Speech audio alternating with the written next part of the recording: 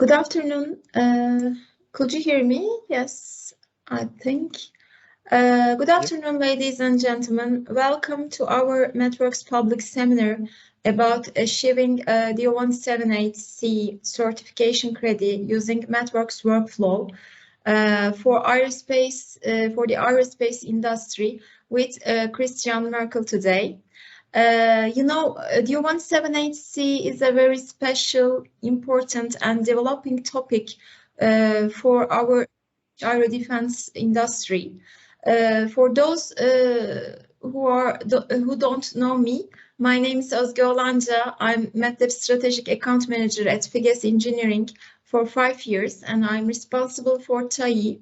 Thank you for coming today. I would like also to introduce Christian Merkl to you. He's a senior application engineer at the MathWorks, and he's an aerospace engineer with more than 10 years of professional experience in industry and research. And today he focuses on model-based design and workflow for safety-critical application at MathWorks. He started his career in industry working on flight mechanics studies and development of an electrical UAV. He will present himself with more details in a while. This afternoon, we will begin with the overview of the DO-178C and its related standards, and then we will introduce the reference workflow with qualified code generation. After that, after this introduction, Christian will mention also the tool qualification of MathWorks tools. Feel free to ask any questions. There will be plenty time for questions at the end. And Christian, would you let me make also a Turkish introduction? Sure, please go on. Okay. İyi öğleden sonraları diliyorum. Hoş geldiniz. Bugün MathWorks'ten Christian Merkl'la beraber DO-178C standartlarına değineceğiz. Aslında DO-178C sertifikasyon seviyesini MathWorks iş akışıyla ve ürünleriyle nasıl gerçekleştirebileceğimizi göreceğiz. Bildiğiniz gibi DO-178C özel ve bizim aero defense dediğimiz hani havacılık ve savunma endüstrimiz için oldukça yeni bir konu. Beni tanımayanlar için ben Özge Olanca, FİGES'te stratejik account manager olarak 5 yıldır görev yapmaktayım. Temelde aslında TAI'den sorumlu stratejik account manager olarak çalışıyorum. Bugün buraya geldiğiniz için hepinize teşekkür ediyorum. Christian'dan biraz bahsettim. Christian şu anda kıdemli uzman uygulama mühendisi olarak MathWorks'te görev yapmakta Almanya ofisinde. Aslında kendisi bir uçak mühendisi, havacılık mühendisi. Yaklaşık 10 yıllık bir havacılık endüstrisi tecrübesi var sektörde. Bu konuda da araştırmaları var. MathWorks'te şu anda model tabanlı tasarım ve bunun iş akışları üzerine özellikle safety critical uygulamalar tarafında çalışıyor. Bugün hani kendisini daha detaylı olarak da tanıtacak. Siz ona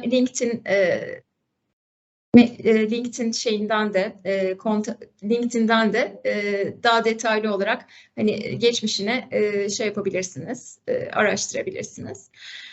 Şimdi bugün nelere değineceğiz? Aslında DO-178C iş akışına ve onunla ilgili standartlara biraz değineceğiz.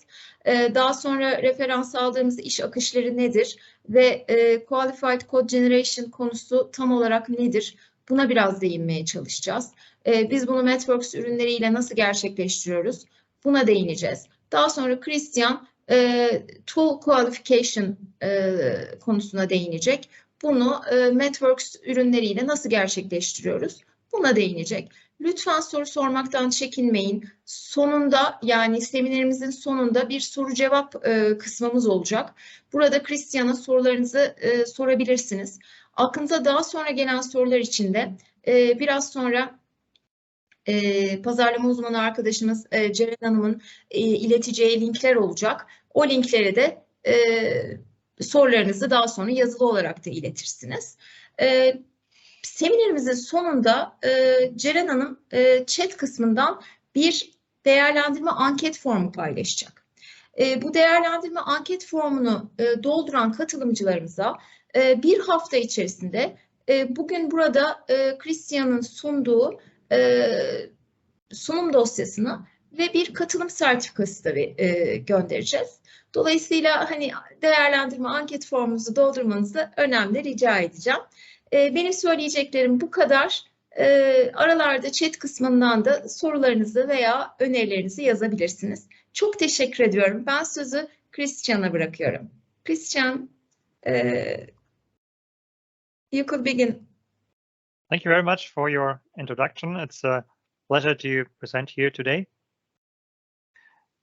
As Jessica already introduced, the topic for today is the DO-178C and how you can develop your software according to the standard with MathWorks tools, which is basically with Simulink and a number of additional tools that help you to comply with the requirements of the DO-178C.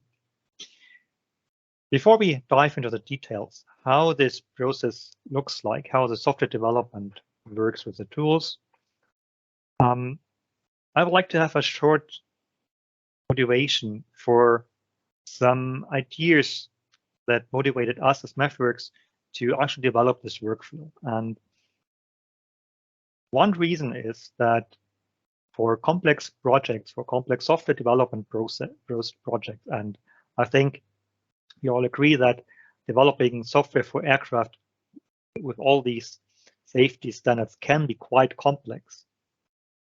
When you analyze such projects in retrospective, then you find that during a project, many errors are introduced in the early phases and they are detected in the late phases. Of course, the testing phase is when you actually search for errors, so it is natural that you detect errors then. But studies show that the later you find an error, the more expensive and the more time-consuming it gets to fix it. So ideally, well, of course, you would like to avoid any errors from the very beginning, or at least find them early. And this is where simulation and model-based design can help you a lot, as it allows you to start with simulations already in the specification phase and start finding errors here. And when we talk about certification, can even show compliance with your requirements in the early phases in the specification phase. This is one motivation for us to develop model-based design and to allow you to develop your software with simulation models that help you already in the early phases of the design process to increase the quality of your software, to avoid errors, and thus streamline your development process. How does this look like? In aerospace, the B model is used a lot, or at least familiar. The basic idea is that you have the main development phases from the left to right, and the level of detail from top to bottom. We start usually with some phase of systems engineering and system design, where you develop the requirements for your tool, for your project, collect them in textual form, in graphical form. We have tools that help you in doing that. Based on these requirements, you will develop an architecture where you allocate requirements to certain components, where you decide about redundancies, for example, and other tasks. In our tool landscape, there's a system composer where we have a dedicated tool for these engineering tasks. We always have a simulation model in the background that where you can start with an idea, develop it in more details to gradually come to the final design decisions. In the context of aerospace, these early systems engineering phases are basically covered by the ARP 07548A. So this is often a slightly earlier phase. In our tools, you can still use the same models or similar models and have a continuous development workflow. When it now comes to the implementation of the designs, you can build upon tools like Simulink, like Simscape, like Stateflow, or different descriptions of your algorithms of your system, and use simulation models to test the actual software that you're developing. You actually can create these models to a detailed level where you have all the information of your software component inside these models, including, for example, fixed point scalings, and not only model it, but simulate it so that you actually see how it behaves in reality. And the moment where you run your system in a simulation, you actually do a test. You test if the system behaves as you intend. And this is what you showed in the very beginning, that already in the design phases, in the specification phase, you have a tool with simulation models that you can use to make decisions based on actual simulation results and an understanding of your actual system behavior. And this is a great advantage compared to traditional workflows where you have to basically wait until the very end before you can do integration tests. Those testing are closed loop tests, are open loop tests for system level, for unit level, and they can happen even before you generate the first line of code. This, of course, is an important step. In the end, you will have software that runs on your devices. That is usually C code, and you can generate this C code directly out of your model, so you don't have to rewrite your algorithms again.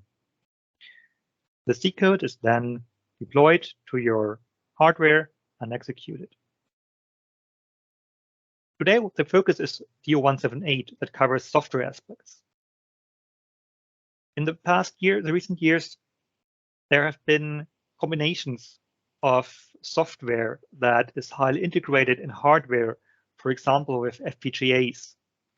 You have slightly different rule sets or additional rule sets that you have to comply for, which are basically hardware requirements, which are described by the DO-254. This is kind of the counterpart to the DO-178 for hardware components. And for FPGAs, you would have to take care of both as they combine hardware and software aspects in one device. Why do I mention that? Because we have also a workflow for DO-254 for HDL code generation for use that are used with FPGAs. If you want to use FPGAs in your project, have a look at this white paper. You will find a lot of information about the workflow for these devices. It is similar to what we offer for software, uses similar tools, but of course, as the end product is not C code, but hardware code, it will differ in some aspects. Now let's come back to the DO-178 workflow. Once we've designed our software, of course, we want to test it also on integration tests. We want to run sub-unit tests on the hardware.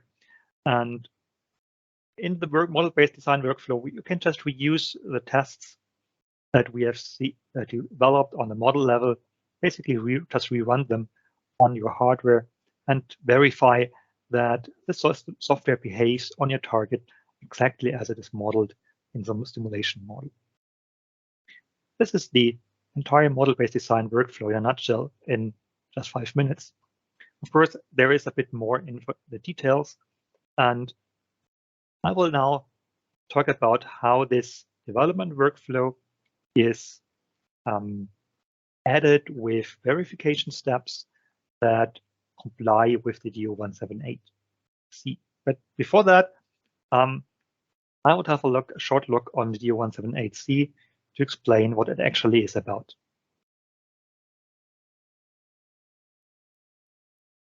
So the DO-178C, the steps that we describe in our workflow happen here on the left side of the model verification of the model V, and summarize that the workflow allows you to left shift many of those testing and verification tasks.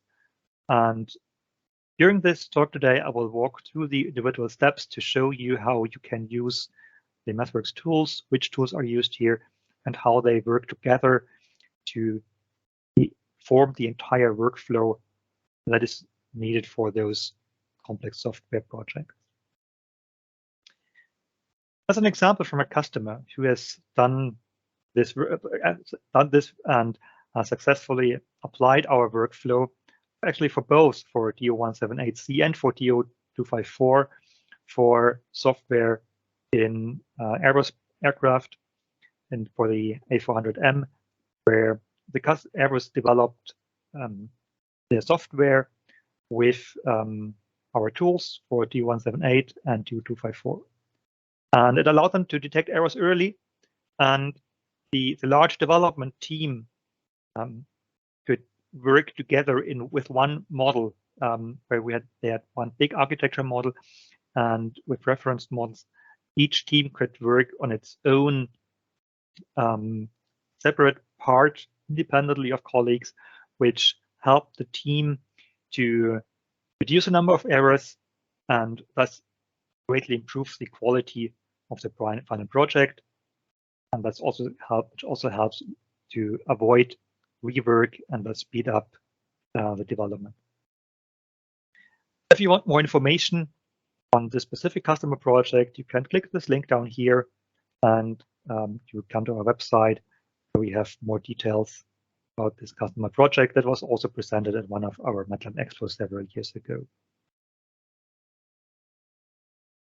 Okay, so what's the plan for today? I want to give you the overview of this workflow, how it looks like. I will walk you through the different steps to show you how you can use this workflow to find bugs early, to replace manual verification tasks, and automate steps so that you can, again, speed up your entire development workflow. Now let's come to the DO-178C and its related standards. It's not just one standard. There are some so-called supplements that are applicable depending on the tools and approaches that you follow. Let's have a look at that. The DO-178C is the de facto standard for what is called software considerations in airborne systems and equipment certification.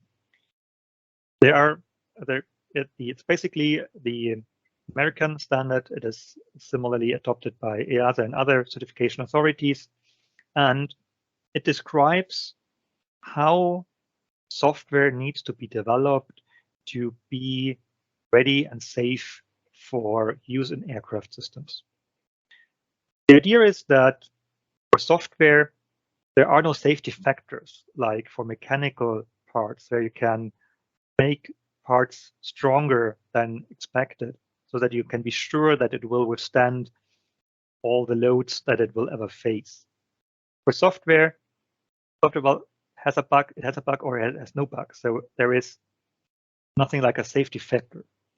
And the idea here is now that the development process is the more rigorous, the more critical the software component is. And the DO-178 basically defines safety levels and different methods, so-called objectives, that are listed in these 10 tables that cover the entire software lifecycle. And in each table, you have a number of so-called objectives. There are certain aspects of the software development cycle are described. And you have to, according to the criticality of your software level, so DAL level, design assurance level, where A is the highest, which is the most critical component, and E, which is not shown here, is the least critical component, which would mean that you don't have to take care of any objectives. You have to comply with all those objectives that apply to your software level. And this is basically what you do with your development process. And the standard basically tells you, okay, you have to take care about the steps. You have to measure coverage information. We'll talk about later what it means. It doesn't tell you how to do it. And so it gives you freedom to design your own development process with the tools you want to use, and then together with your certification authorities, discuss how your development work looks like. You have to make plans, so-called plans, it's called PSEC, where you lay this down, and then of course follow this process in the actual design. And for those processes in this development process, there are a number of steps where our tools can support you, where they can help you to run certain steps automatically, which avoids errors compared to human manual reviews, for example, and of course can speed up your development workflow a lot. Together with the DO-178C, there are so-called supplements that describe how certain techniques can be applied to your project. For the MathWorks tools, all of them have impact on the tools. We don't cover them today in all details, but I just want to say that, of course, also these supplements are considered in our development workflow. And for example, model-based design is what we do, and the DO-331 describes some aspects how you can use model-based design to comply with the DO-178C objectives. Full qualification is one topic I will look into in the last part of the presentation today. It basically means that you have to ensure for all tools that automate certain certification steps, that those tools work correctly. So I would just skip this. The DO-178 and its supplements describe, as I said, how you can use model-based design for the development of software. We have seen at the beginning that we have system standards, systems design, we have software design, and the actual coding. The DO-178 has one specialty, that it introduces so-called specification models and so-called design models, where a specification model is basically a formal description of requirements, whereas the design model is a representation of low-level requirements where you actually can generate code from. I want to mention this because this is sometimes a bit confusing, and it's also specific to the DO-178. The design model is, as a guidance, always that one model that you generate your code from, whereas a specification model is something more abstract, but actually a description of requirements. You can use our tools for both, for specification models and for design models. Today, my focus will be on the aspects of design model and how you can use the tools to develop low-level requirements and final code with our tools. So that's that. Here we have again a slightly simplified version of this V model. And when we look at this process, I've mentioned in the beginning that the ARP 4754A covers the systems phase, whereas the DO-178 covers the software design phase. So we are here in the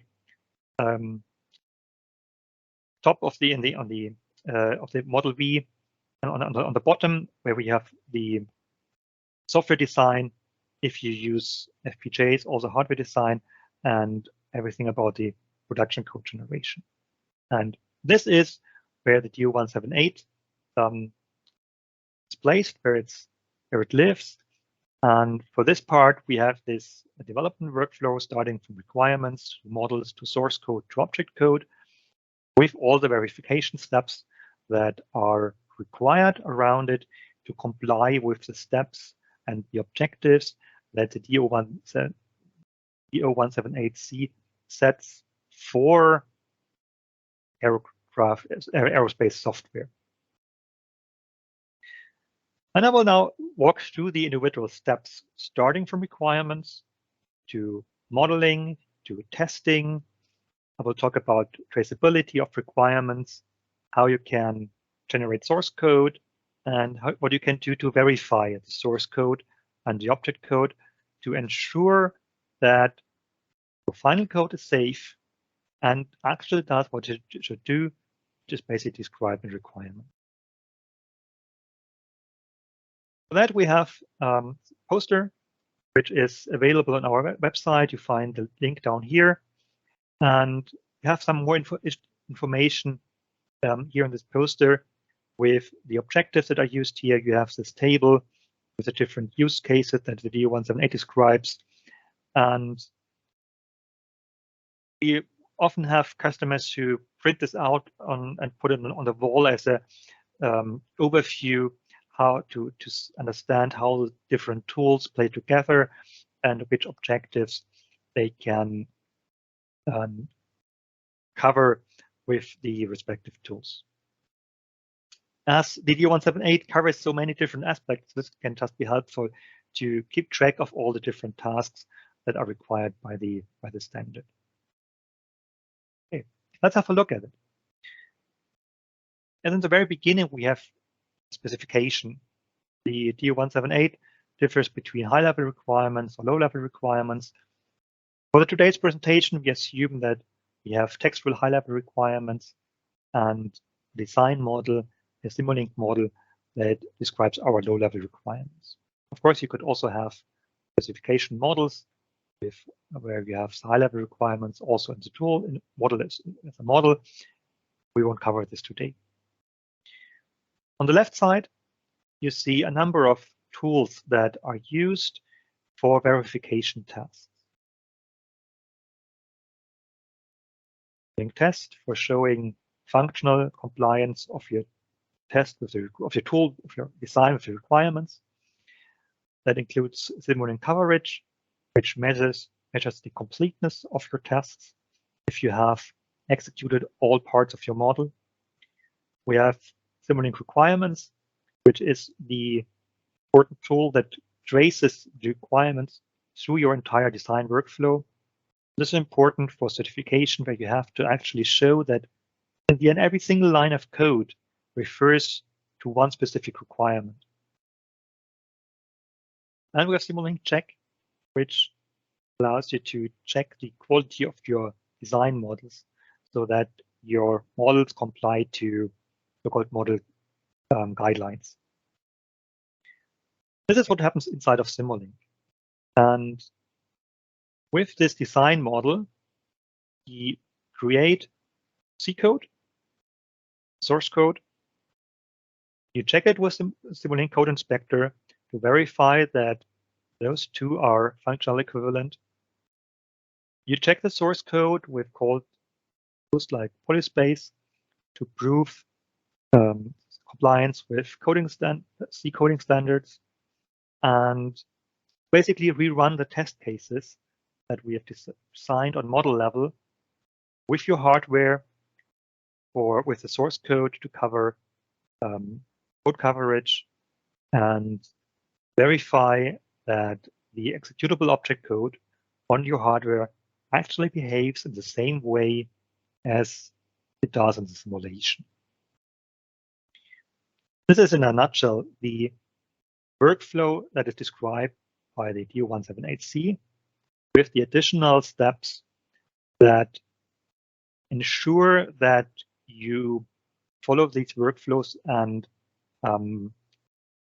basically comply with all the requirements that are described for your model. While you do this work, you create a lot of artifacts. You create the links between the models, you create test cases, you have test case results, and so on and so forth. And to show these to the certification authorities, you can automatically create reports with the Simulink report generator, which is just one click, and you automatically create all those evidences that are required for the actual certification. This will be handed to the certification authorities, and it will be the foundation for your certification. As a short heads up, some of the tools are covered with a blue background. Those are tools that can be qualified, which means that these are verification tools that are used inside this workflow to automate the verification steps that are otherwise done manually. For those tools, we provide a DO qualification kit, which contains test cases that allow you to qualify the tools, which basically means that you show to the certification authorities that this tool, this Simulink test, this Simulink coverage works correctly on your computer with your operating system, and it allows you to rely on those results without additional manual reviews. And that is, of course, a great help. You don't have to check if the outcomes are correct or not. This is one step that is required by the standard, and it's part of this entire workflow. Okay, now let's have a look at the individual steps. I will start with the Simulink requirements and show you how you can, what it does, what Simulink requirements does, and how you can use it in your development processes. For us, Simulink requirements, or we renamed it earlier this year to Requirements Toolbox, is our requirements solution. You can import requirements into the Simulink tool landscape and work with the requirements inside our tools. The idea is that you have this as a central place that you can create links to the implementation, to your Simulink model. You can link to test cases that verify the requirements. And by doing that, you ensure that your design is implemented correctly, and all test cases or requirements are linked with test cases, and it provides the entire traceability through the design workflow. Now let's have a look how this looks like in a model. Here we have this requirements editor view where I have a list of all the requirements. When you now look into a model, you have a link from the requirement to this element, which is indicated by this small symbol. You can actually also show this flag where you have the requirement inside this context of your model, so that when you look at the model, you can always understand what requirements are implemented where. And when you click on the element, you can, with the links, you can jump to the requirement and also to the test cases that will test if this requirement is correctly implemented. The test outcome is here indicated by this red and green bars, which gives you an indication of the current status of your project. For each requirement, you can create those blue links, which indicate that there is a link to the model, and you can create links to test cases. And once you execute them, test cases, you get information if they have passed or failed. Of course, in the end, you want to have here all green, but in the beginning, you may have some failed test cases, of course, where you understand what at specific parts of your project. Testing will become later. We start with the requirements here, where you can import requirements from external sources, for example, from doors or from other tools, work with requirements inside the tools, and especially create those tracing links to the model and to the generated code and test cases. A customer that has used these requirements tools is Embraer, who actually not only defined the requirements with Simulink, but created so-called specification models. This is a form where you actually formalize your requirements, which is very helpful when you, for example, work with suppliers that do the development of the components for you. You basically can then run this specification model together with the actual implementation, and in Simulink compare the outcome of these two models. And if the component that your supplier develops for you complies with the outcome of that, complies with your specification model, you can be sure that it actually fulfills all the requirements that you have described in the system level requirements. For these workflows, which are quite different than what I showed before, it's not about implementing the software, but describing and formalizing requirements. We have a new feature that was introduced in 22A, with the so-called requirements table, which makes this easier to formalize logical requirements, where you have a precondition and check for some postcondition for the logical behavior of your system. And you basically can plug it in, put it in a model, run it in parallel to your specific to your actual design model, and with that formalized and automatically test for compliance with your design. One additional advantage of this tabular form is that you can use logical methods to detect to check for the completeness and for requirements that contradict each other. So if one requirement says, okay, your engine must not run when you are, or not a good example. So if you have certain requirements that may kind of contradict each other, like, well, you should be larger than 5, and another requirement says it must not be greater than 4, then this would be a logical, it's not possible to fulfill both, those would contradict each other. And you could, with this tabular form, you can analyze requirement sets, also big ones, for such issues, and detect them automatically with Simulink Design Verifier. If you're interested more in these details, have a look on our website. Look for this requirements table, or get in touch with my colleagues at FİGES. They can provide you with additional information about this new feature. Okay, so we have the requirements. Now let's have a look on the design. Next step is that you basically design your system, that you design your software. You do this with Simulink, and the goal is now to show and to check that your design, that the models are set up correctly, that you've used Simulink in a right way, in a good way. The idea is that you will usually work in a large team, and every user, every developer has a slightly different style of how to set up models, and those to keep those easy to understand and also as consistent as possible with a team of different developers.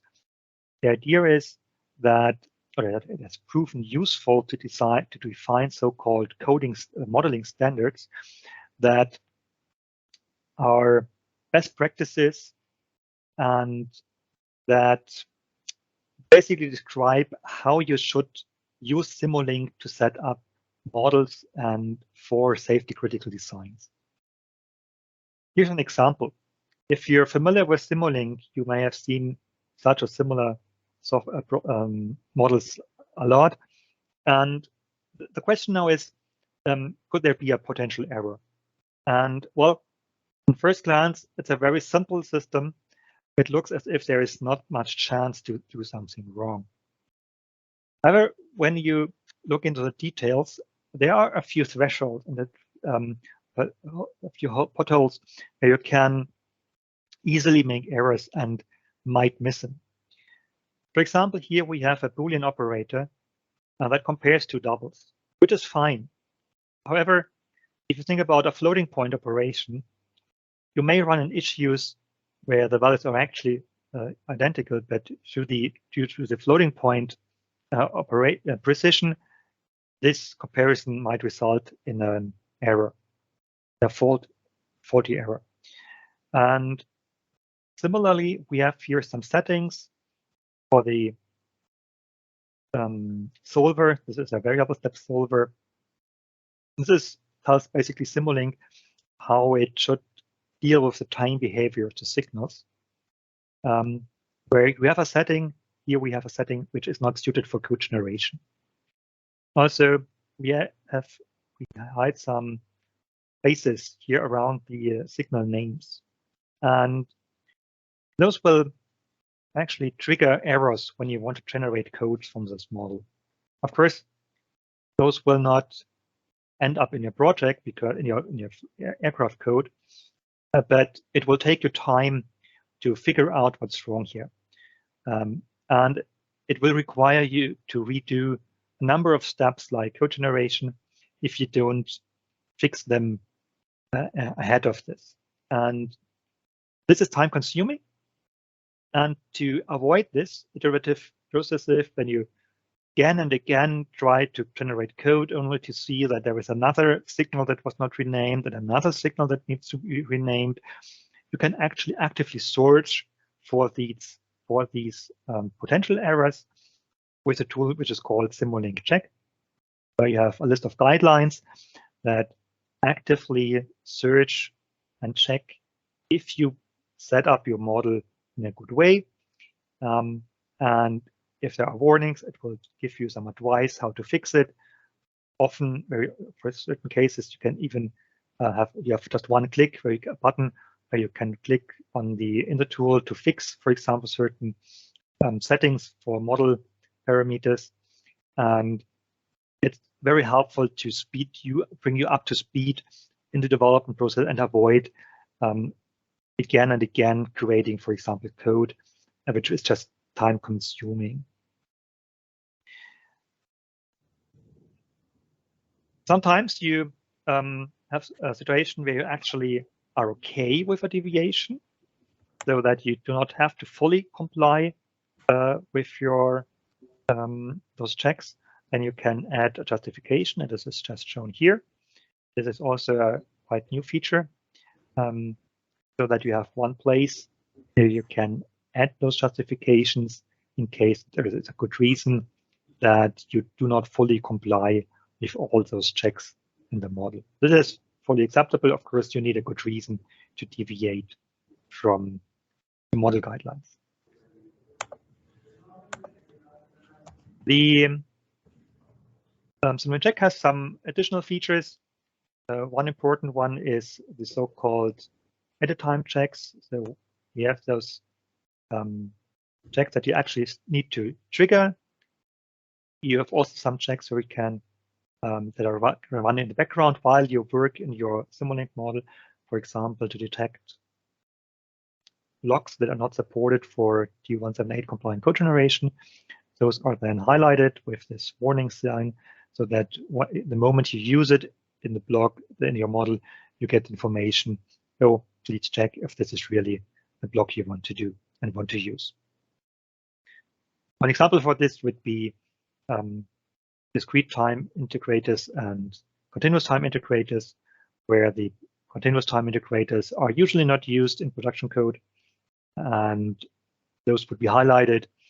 And within an algorithm that you develop, you would usually use the discrete delay blocks in that case.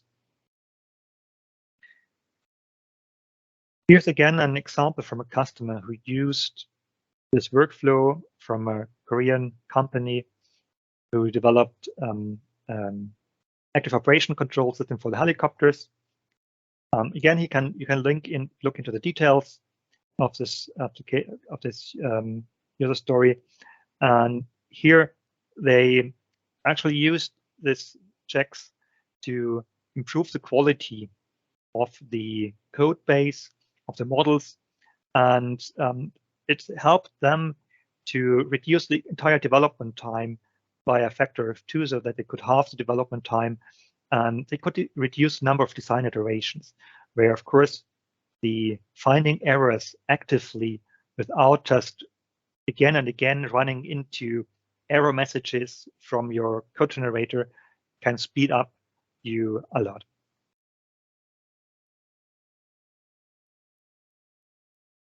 Okay. Next step would be testing. I've talked a lot now. If there are any questions in between, we are not so many attendees. If you have questions, feel free to use the chat, for example, or also you can unmute yourself if you have questions. My Turkish colleagues from FİGES will support me if you have would prefer to ask questions in Turkish. I will do my best to answer them during the presentation.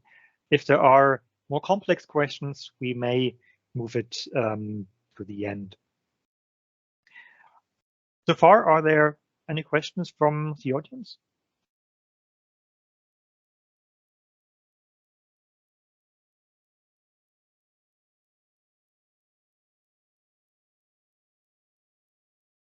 Okay, then I will continue with the part on testing.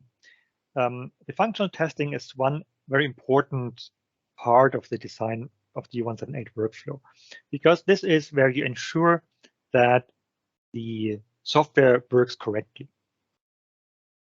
It will be kind of a time-consuming part due to the nature that you have to check all the requirements with respective test cases to run them, and so there will be a lot of, you will spend a lot of time working on those tests. To do this, to develop those tests and to describe those tests, we have the tool Simulink test, which allows you to generate so-called test cases. A test case consists of the component that you want to test. This can be either a complete Simulink model or a so-called test harness, where you have a separated, let's call it test bench, where you can add blocks, for example, input-output blocks for creating inputs and for assessing the output from your system to check if it actually behaves as it should do.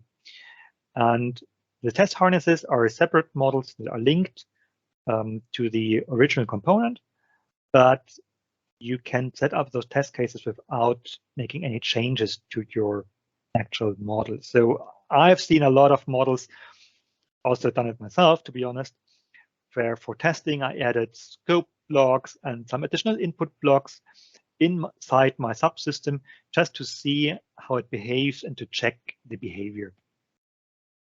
You can do it when you're in academia, and it will never see any real hardware, of course. No real will never go into an aircraft. But for production code, it's not good to do this, because you're likely to miss to clean up those things, and it's not what you want to have in your actual production code. So those test harnesses help you to keep the code clean, the models clean, and still have an environment where you can set up all those tests.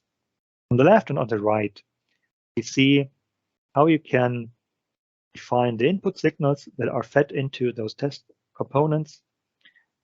You can use Excel files or MATLAB files when you have stored data. You can use the signal builder block to describe a sequence in a graphical way, or test sequences, for example, for more complex sequences where you have steps that also are used in a closed loop way, where the test block reacts on the response of your system. And you have a number of different assessment blocks where you define the criteria that basically decide whether a test has passed or failed. It's just a overview, there are more options. There are many different kinds of test cases, and also different ways that for each kind of test case you can create them in a good and meaningful way in Simul. One example which is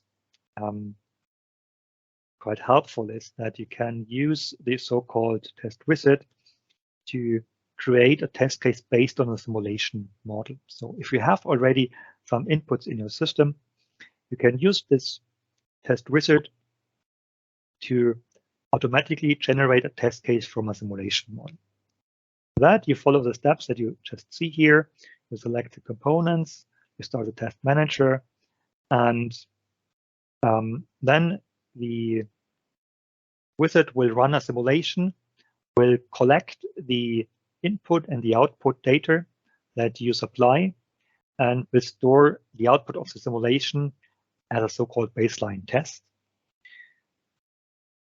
And this baseline component can then be used as a reference signals, for example, for variants of this test or the design, to compare, for example, if different variants behave identically, or if the deviations we made inside of certain tolerances. You see here that you have different ways how you can store the results then. For this test case here in this example, we use Excel file so that we can access the test data also from Excel, from Microsoft Office tools. And when you have set up all those elements, the wizard will run the simulation and create this test case with this current situation as a baseline. The idea is that you can then compare alternative models or further development steps if they still behave the same as it is described here in the test case.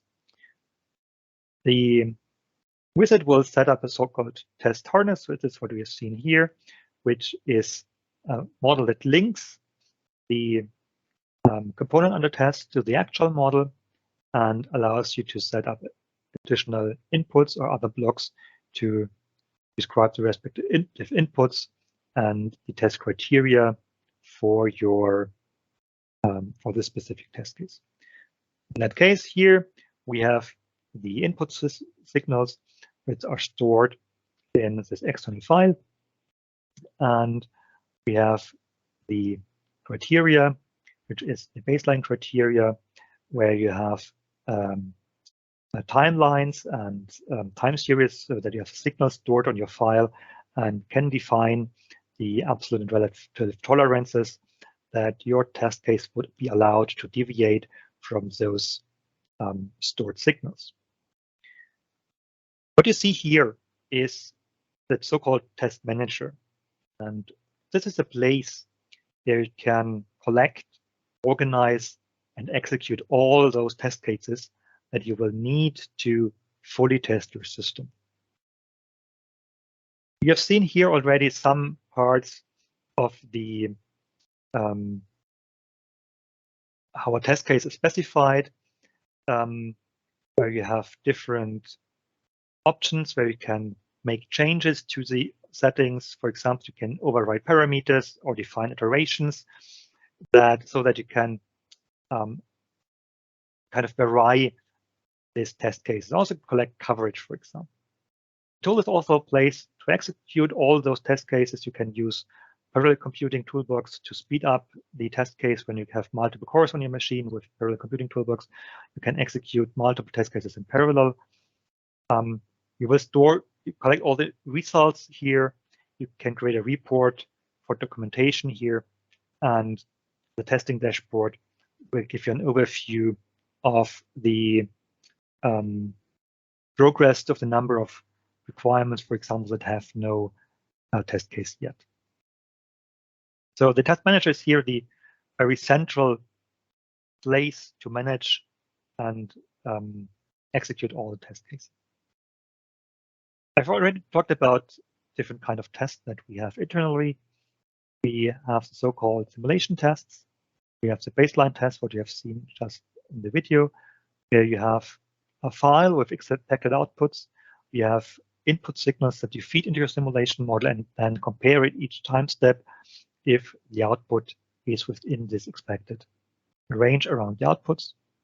Simulation tests are tests where you run simulation and, for example, check if a signal crosses a certain boundary. For example, maybe you have a voltage that must not be larger than 12 volts. And then you have a test that checks if those voltage signal in any situation crosses the boundary. If it doesn't, the test is passed. If it does, the test would have failed. One special case is the so-called equivalence test. Here you have, similar to the baseline test, two simulation models that are executed in parallel, and you compare the outputs. This is what you do to compare the model and the code that is generated from your system to show equivalence here. You can also include hardware tests here, where you execute the code on your target. For that, of course, you need a connection from your target device to Simulink, or eventually to a real-time platform, and then you can run those in parallel to do additional testing and show compliance and equivalence of the different models that you use here. When you run these test cases, of course, you get the results back, you get information if a test has failed or passed, and especially when it has failed, you can dig into the details to understand what was wrong, what went wrong, at what time step, what happened inside the model that caused this error, so that you can then make the correct decisions to adjust your model and fix all those errors that maybe have caused the test to fail. For some more complex test cases, where we have a certain logic. For example, some value has to cross threshold and stay across the threshold for a certain time. For example, to avoid a certain outlier, a signal, for example, will trigger an alarm. You can implement and test also those more complex logics with so-called temporal assessments, where you have basically a simplified English language, where you have blocks that are readily available, that you combine text blocks to set up in your requirements and test for them. And especially for those, like if I have a warning, for example, then you have often requirements that where signals have to keep a certain value for a certain time, and after that, within a certain time, at least like 1 second here in this example, something else needs to happen. That combination can be quite complex, and we help you in setting up test cases for that with this verbal blocks that are also translated to a graphical representation, so that you can be sure to implement these tests correctly. We've seen Test Manager before in the video, so I will skip this.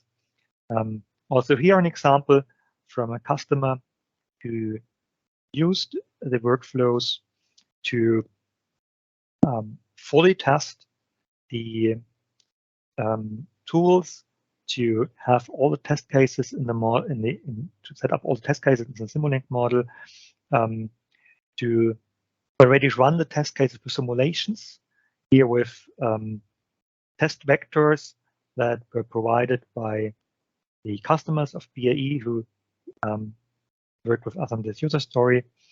And so you can also use, or it helps to run these test cases together with, to develop the test cases together with your suppliers, your partners, that your partners can, your supplier can provide, for example, test vectors, and you can put them into your simulation models to test if they comply with the software, and do it on the model level or do it in code level.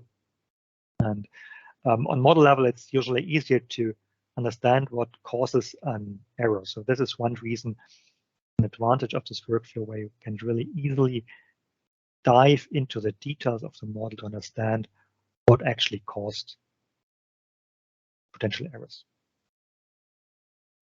With doing all these tests, always one question is always, when are you finished? When have you tested everything? When can you stop testing? And the one measure for this is so-called coverage, which is basically a mathematical description of the completeness of your tests. DO-178C requires you to have coverage information, to have full coverage, or have justifications if you don't have full coverage. And collecting coverage can be very easy. This is what you can do with Simulink tools. We have Simulink coverage. We just activate coverage. That is, the coverage information is collected. We have different versions of coverage, and it will collect the information on model level, on code level, give you a report. That is the easy part. The more tricky part is that you have to ensure for DO-178 that the correct test case also executes the correct, or triggers the correct coverage. For that, we have a tool where you can scope this coverage information to the respective requirements. Here again, this requirements tool comes into play. You hear that often today for this traceability. Here it's also that you can use this tracing information to map the coverage to the correct requirements. And here this is certified. In the other decision here is we have the coverage, but it comes from a different test case. It's actually kind of by accident that it gives this information, and so can scope it and the coverage information to the actual correct test cases. To learn more about testing with Simulink, we offer a training. Here you can get in touch with colleagues at FİGES to learn how you can take part in this training, where you learn how to work with test cases, how you learn how to use Simulink test to set this up, and how to integrate it in development workflows.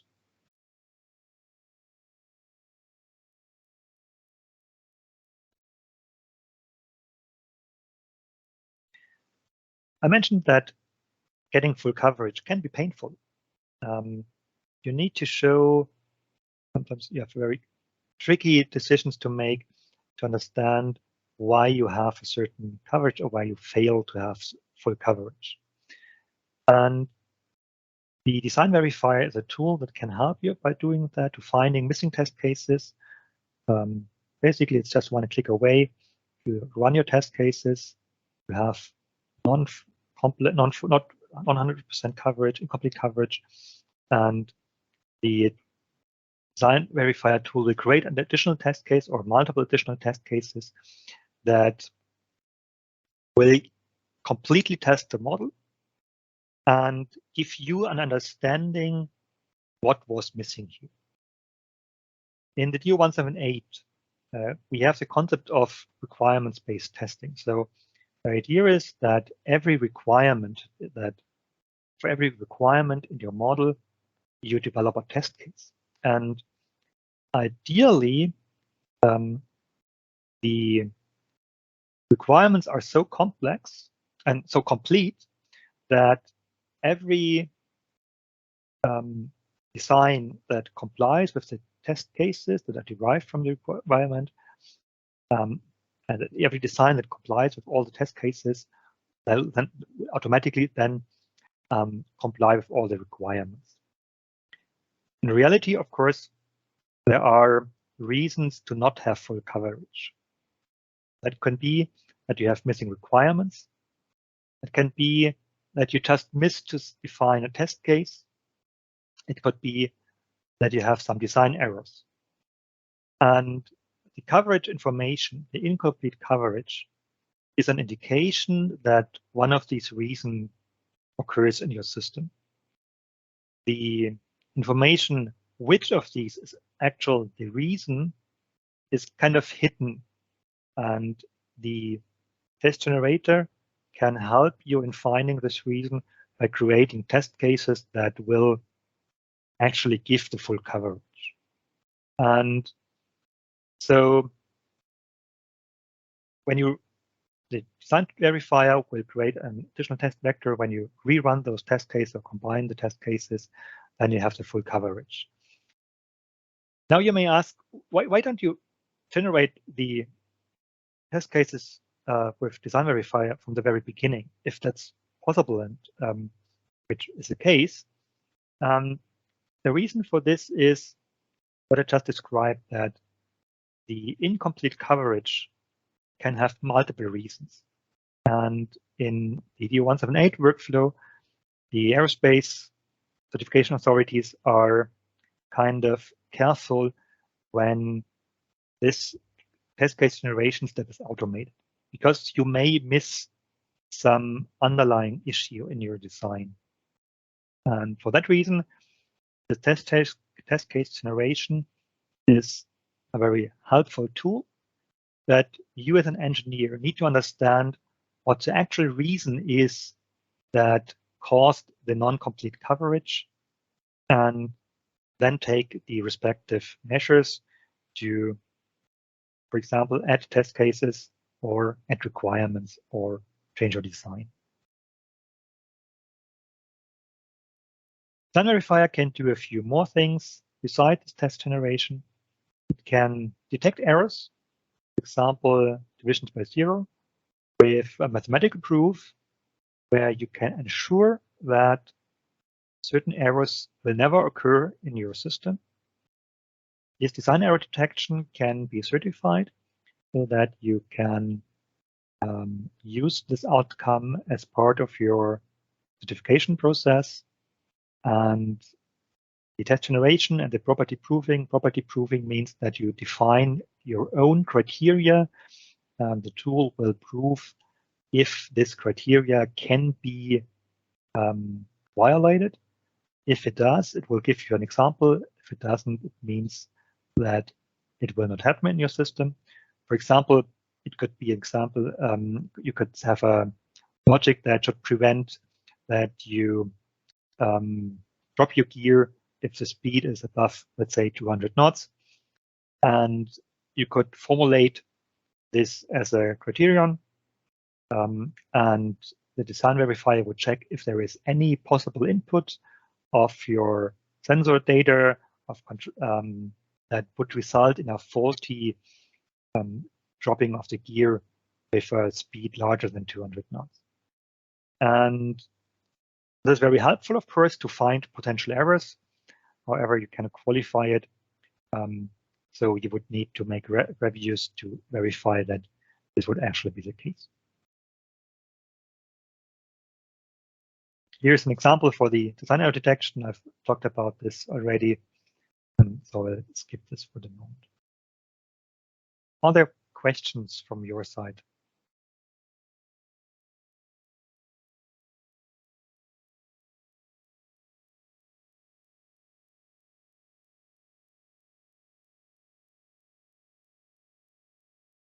No questions, and I will continue.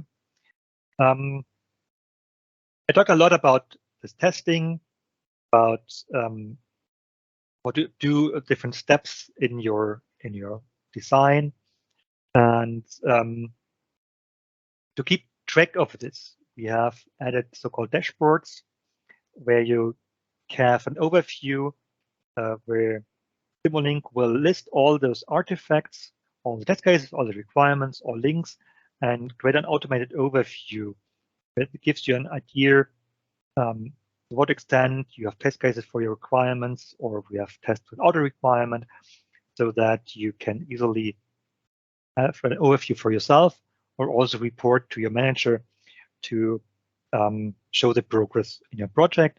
It's very useful for this. And if you work on a project, or a complex project, you may have a look at those dashboards. You can access them directly from Simulink with the project folder. So we talked a lot about all those different steps that happen in the model, in Simulink, and the verification steps.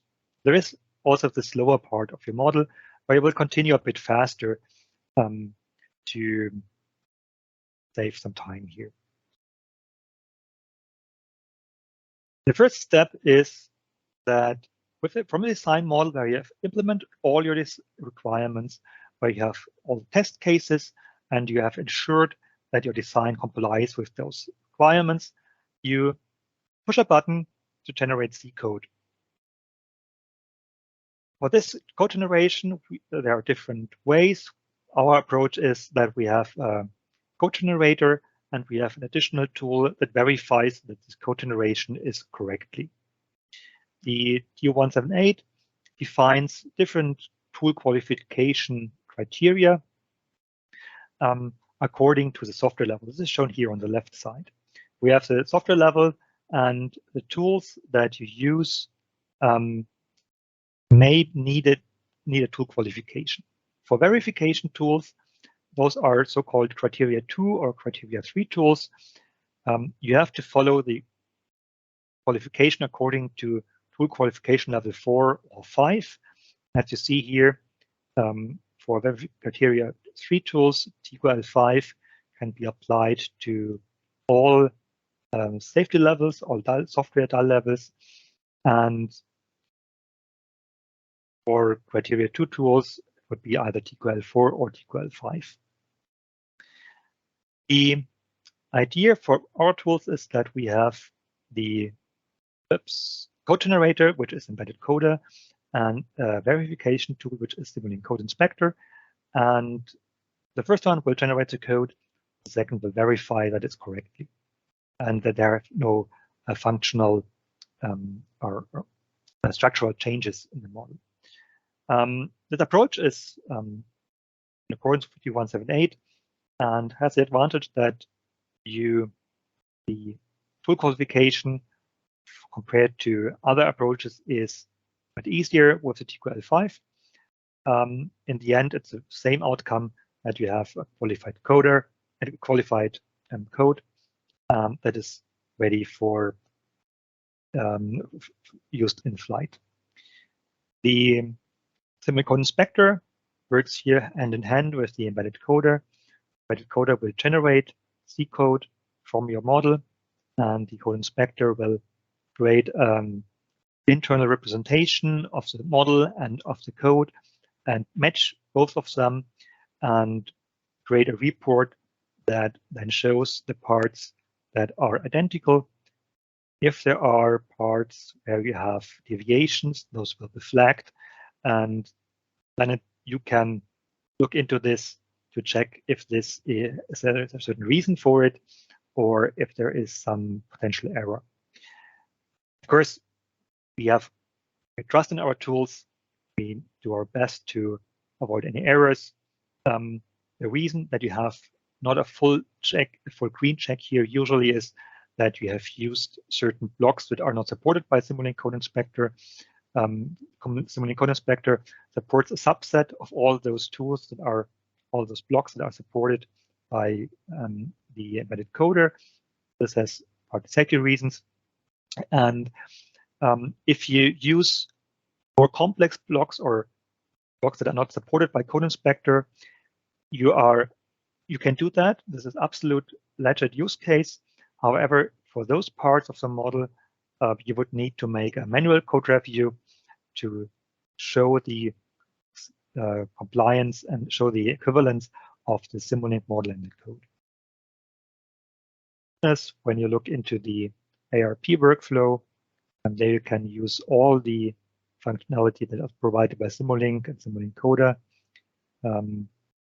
Whereas for embedded code generation, we have kind of a subset of what is supported.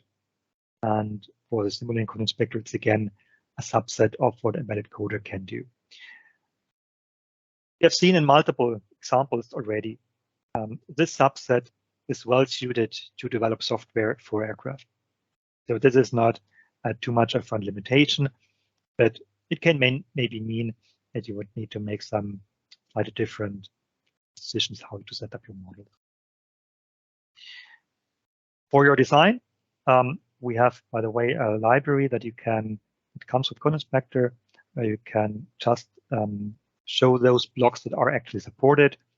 I also mentioned that with the code Simulink check, you have also there's edit time checks where you can highlight all blocks that you may have used inadvertently that would be not supported by Code Inspector.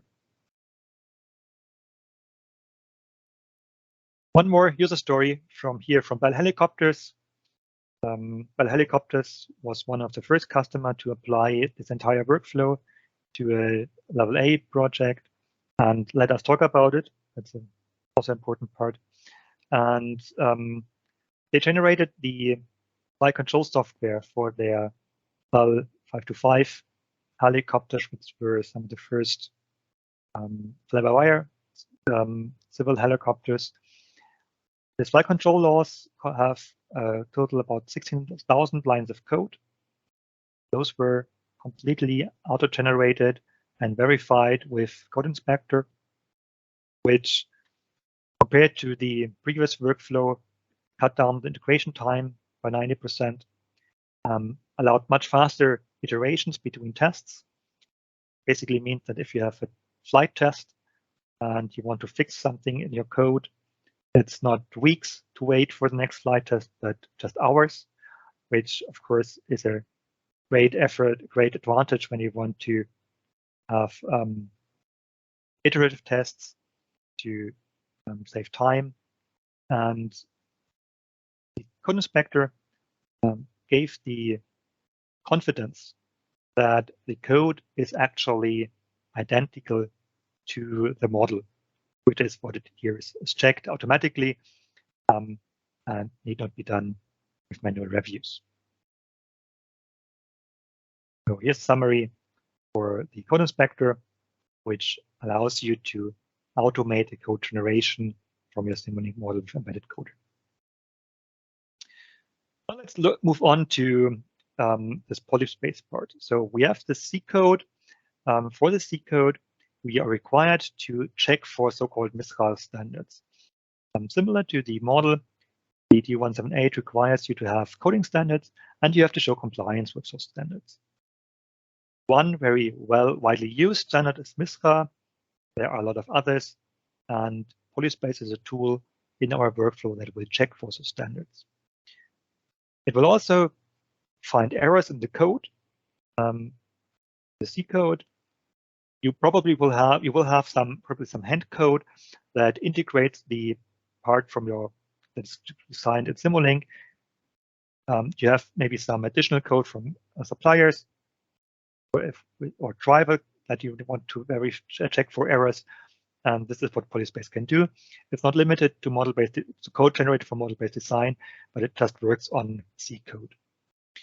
Together with the polyspace bug finder, we have the tool called polyspace code proofer, which contains formal methods similar to design verifier, where you can exclude with mathematical proofs that certain error classes occur in your design.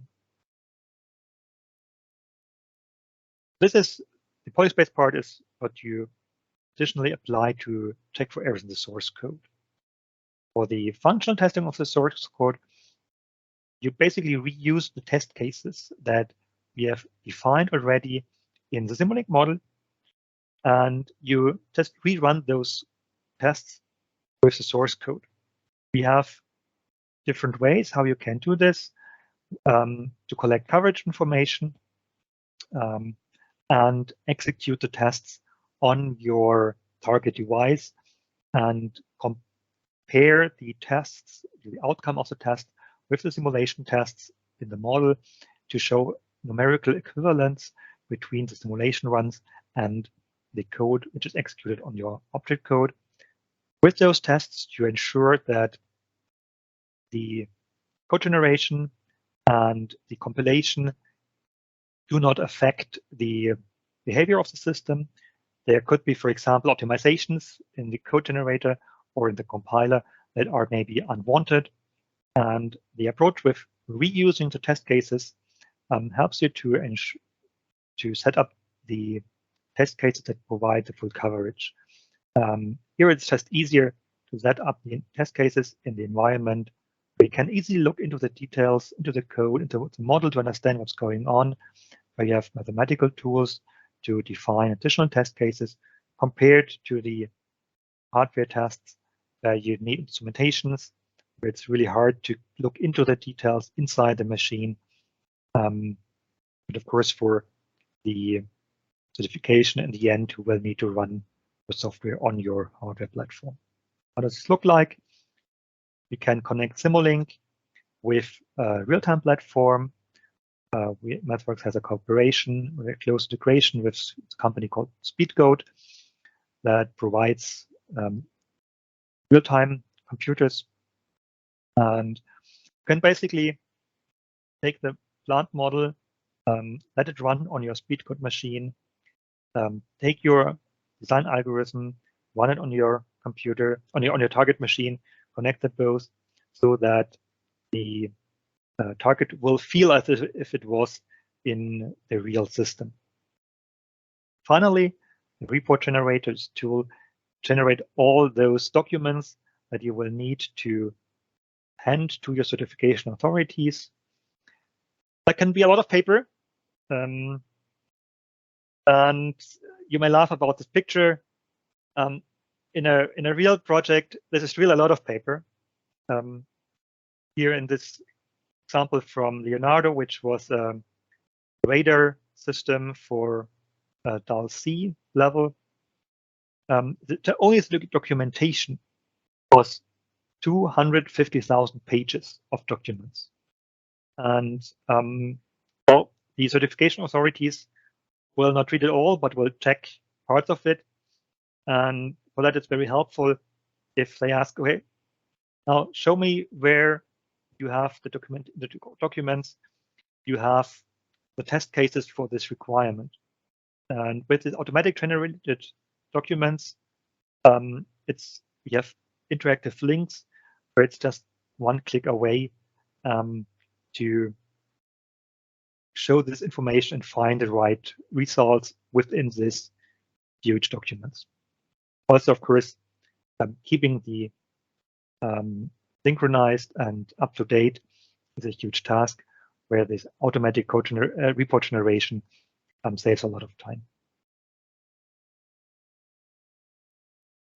The summary, we have here once more the DO-178 workflow with the main steps with high-level requirements, low-level requirements, the source code and the executable object code, and around it, the tools that are used within this workflow.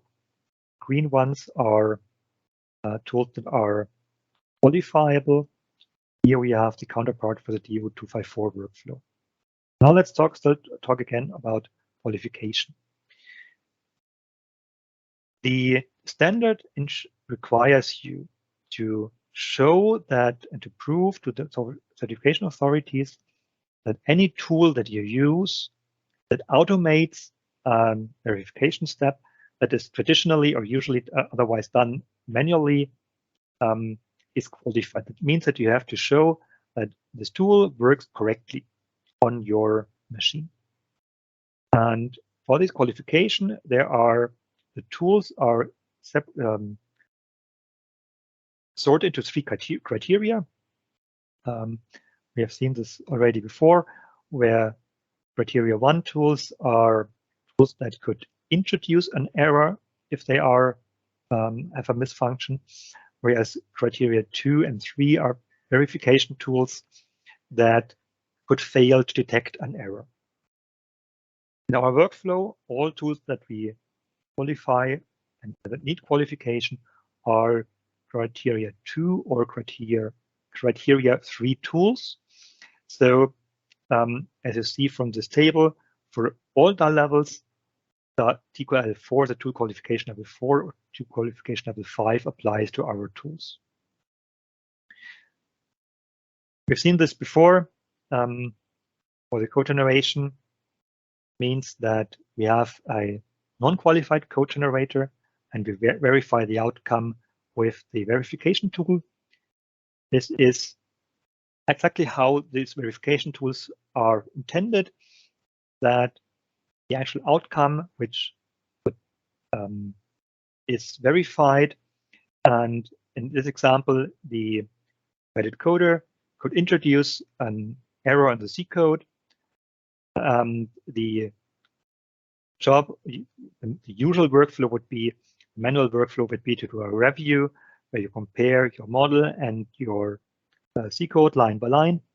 And this is what the Simulink Code Inspector does automatically for you. And this tool now could, if it has an error, if it has a bug, it might miss a potential bug by embedded coder. So it's a criteria 3 tool, and you need to qualify it according to DQL5. And when you do that, qualification here means that you have test cases that you execute on your computer that you generate the code from. And in these check cases, there are positive cases and where you have a positive outcome, in cases where you have a negative outcome, and we expect an outcome where we expect that the tool will write an error message, and basically run those on the qualification environment, and then hand this reports to the certification authorities as proof that you have that the tool works correctly and detects errors if there are errors, and doesn't detect false positives if there are no errors. Those test cases are part of the DO qualification kit. The DO qualification kit also contains all information that you need about the tools for qualification, like the tool qualification plans and the operational requirements, and templates for the plans, for example, for the PSEC, that describes this workflow and how you use tools inside this workflow. Here is a screenshot from the tool where you have the list of all these documents, and this is the overview of the tools and the respective qualification levels. As you see, most of the level tools are TQL5, with the exception of Polyspace verification product, which are TQL4. This is the only criteria 2 tool, because you can use the results from Polyspace to avoid additional verification steps beyond that which is the actual test for, and this is what makes a criteria 2 tool.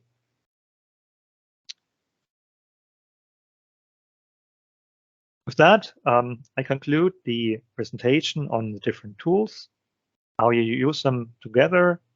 I have some more information about how you can get support, how we can support you in your specific projects to get familiar with the tools, to speed up your development process. Before that, I can have the question if you have questions on the technical aspects.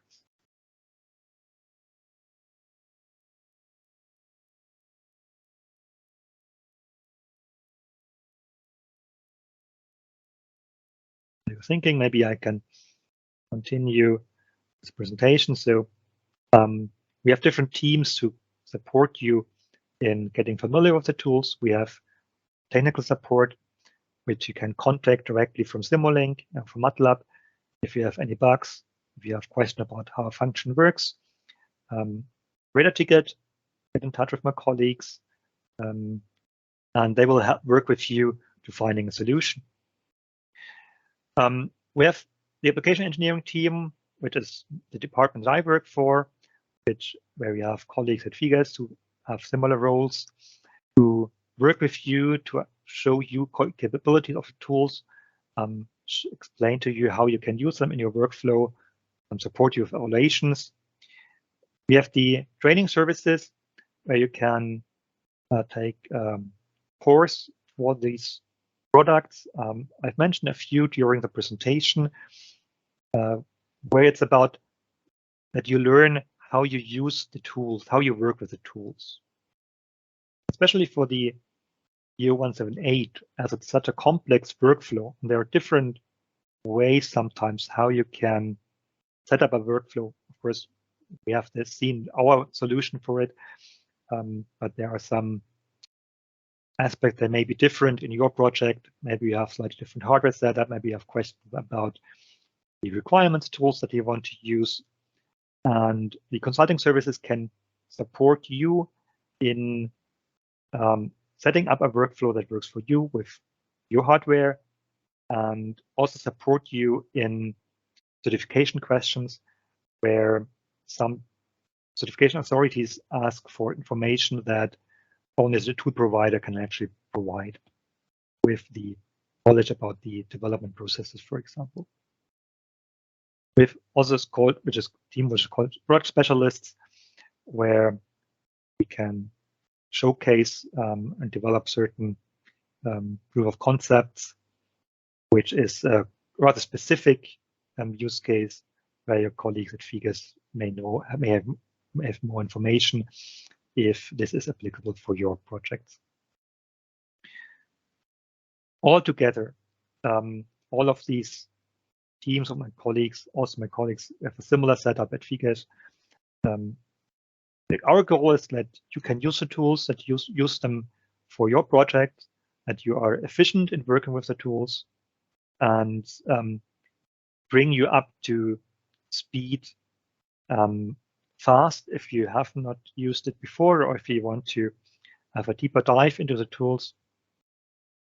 Those services, offers, can help you to introduce a workflow, for example, with consulting projects where you can leverage, give you a head start to profit from the experience from my colleagues.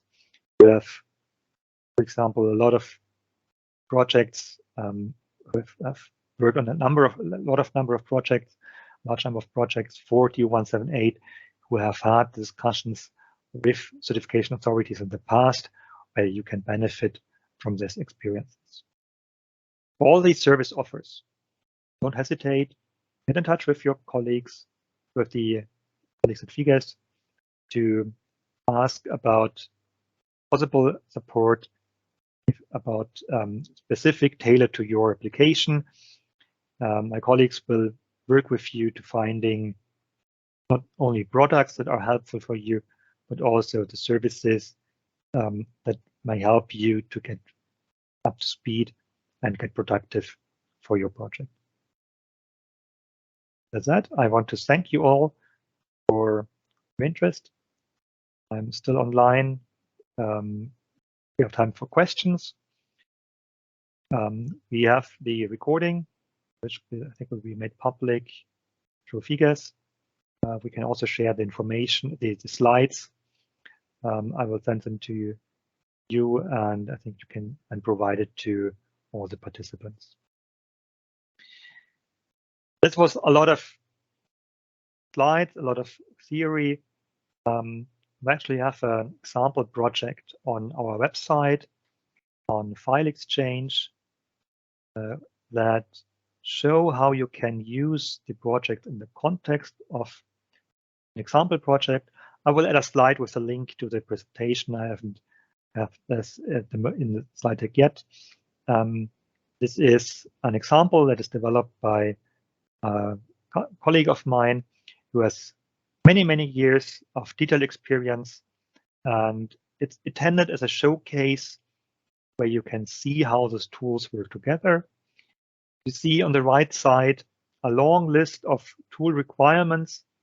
For many of those, of course, you need it if you want to rerun those tests and list parts that, for example, for many of them, we have reports that are stored in the inside, so that if you have no license, you can at least see what the outcomes from these how these reports would look like. And this example, this case study, is available for free of charge. You can just download it from File Exchange. that's it from my side. I'm happy to Thank you support very your much. question. You're welcome. And once more, Okay. thank you for having me today.